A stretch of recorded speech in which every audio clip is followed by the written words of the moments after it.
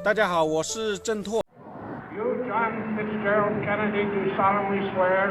I, John Fitzgerald Kennedy, do solemnly swear. That you will faithfully execute the office of President of the United States. That I will faithfully execute the office of President of the United States. And will, to the best of your ability. And will, to the best of my ability. Preserve, protect, and defend the Constitution of the United States. Preserve, protect, and defend the Constitution of the United States. So help you God. So help me God.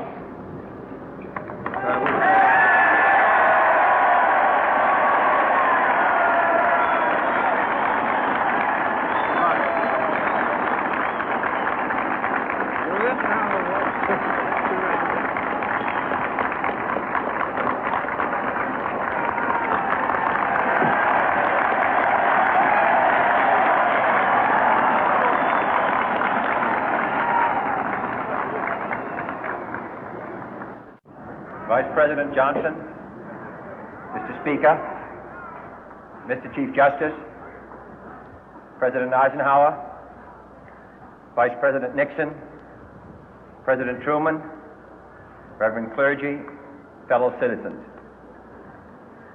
We observe today not a victory of party, but a celebration of freedom, symbolizing an end as well as a beginning, signifying renewal as well as change. For I have sworn before you and Almighty God the same solemn oath our forebears prescribed nearly a century and 3/4 ago.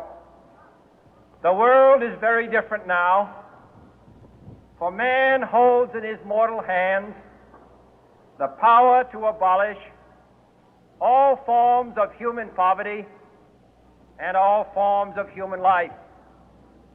And yet the same revolutionary beliefs for which our forebears fought are still at issue around the globe. The belief that the rights of man come not from the generosity of the state, but from the hand of God. We dare not forget today that we are the heirs of that first revolution. Let the word go forth from this time and place to friend and foe alike that the torch has been passed to a new generation of Americans born in this century, tempered by war, disciplined by a hard and bitter peace, proud of our ancient heritage, and unwilling to witness or permit the slow undoing of those human rights to which this nation has always been committed and to which we are committed today at home and around the world.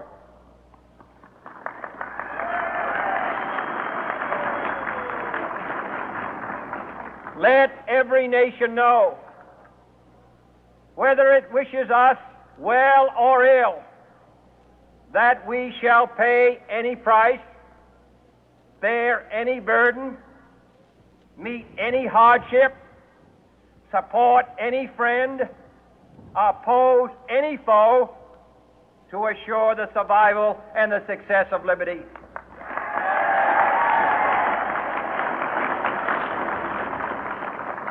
This much we pledge and more.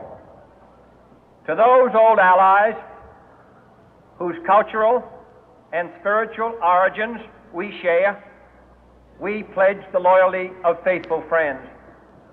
United, there is little we cannot do in a host of cooperative ventures.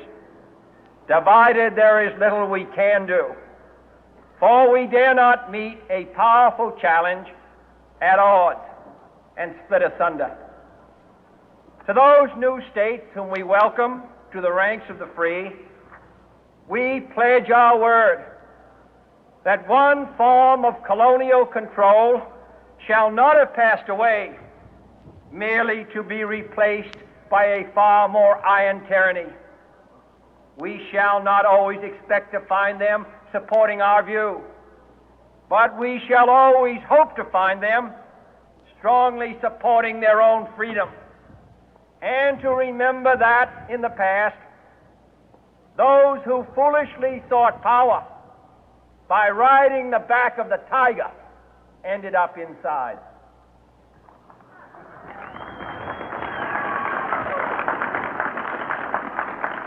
To those people in the huts and villages of half the globe struggling to break the bonds of mass misery, we pledge our best efforts to help them help themselves for whatever period is required, not because the communists may be doing it, not because we seek their votes, but because it is right.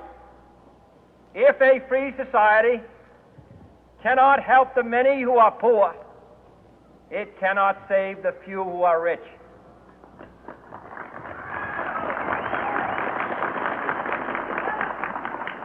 To our sister republics south of our border, we offer a special pledge to convert our good words into good deeds, in a new alliance for progress, to assist free men and free governments in casting off the chains of poverty.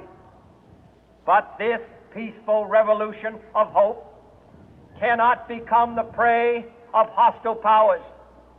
Let all our neighbors know that we shall join with them to oppose aggression or subversion anywhere in the Americas. And let every other power know that this hemisphere intends to remain the master of its own house.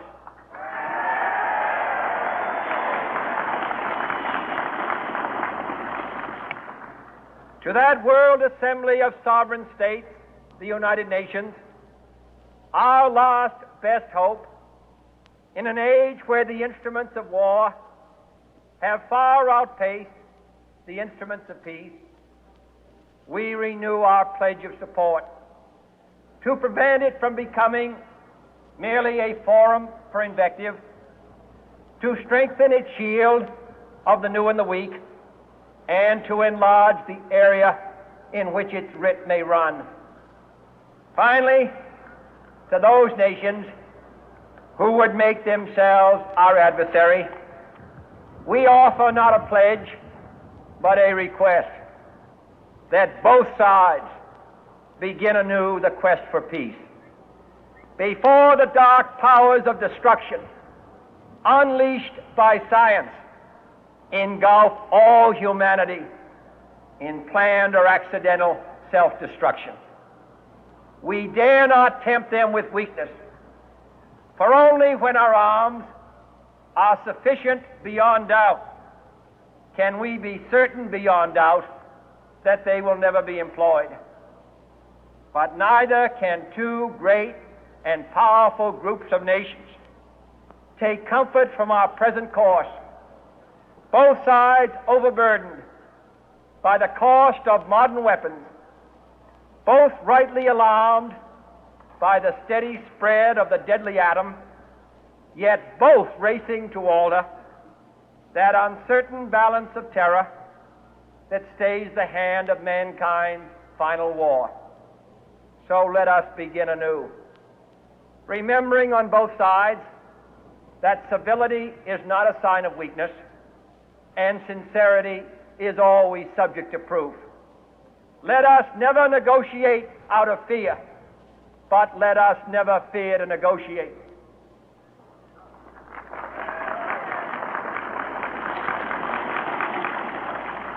Let both sides explore what problems unite us, instead of belaboring those problems which divide us. Let both sides, for the first time, formulate serious and precise proposals for the inspection and control of arms, and bring the absolute power to destroy other nations under the absolute control of all nations.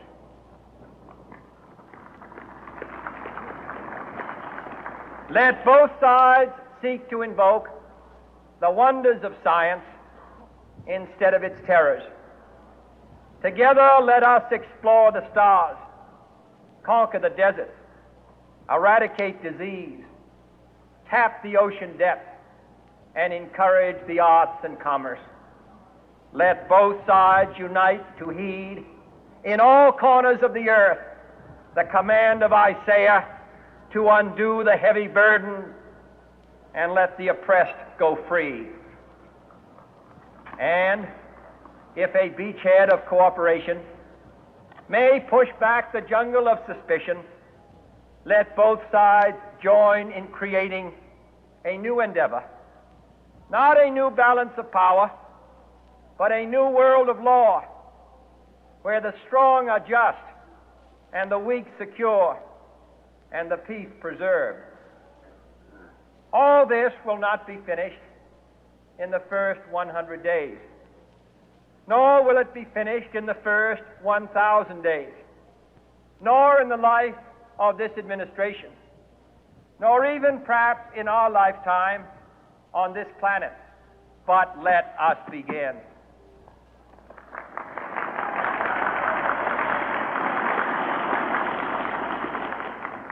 In your hands, my fellow citizens, more than mine, will rest the final success or failure of our course. Since this country was founded, each generation of Americans has been summoned to give testimony to its national loyalty. The graves of young Americans who answered the call to service surround the globe. Now the trumpet summons us again, not as a call to bear arms, though arms we need, not as a call to battle, though in battle we are, but a call to bear the burden of a long twilight struggle, year in and year out, rejoicing in hope, patient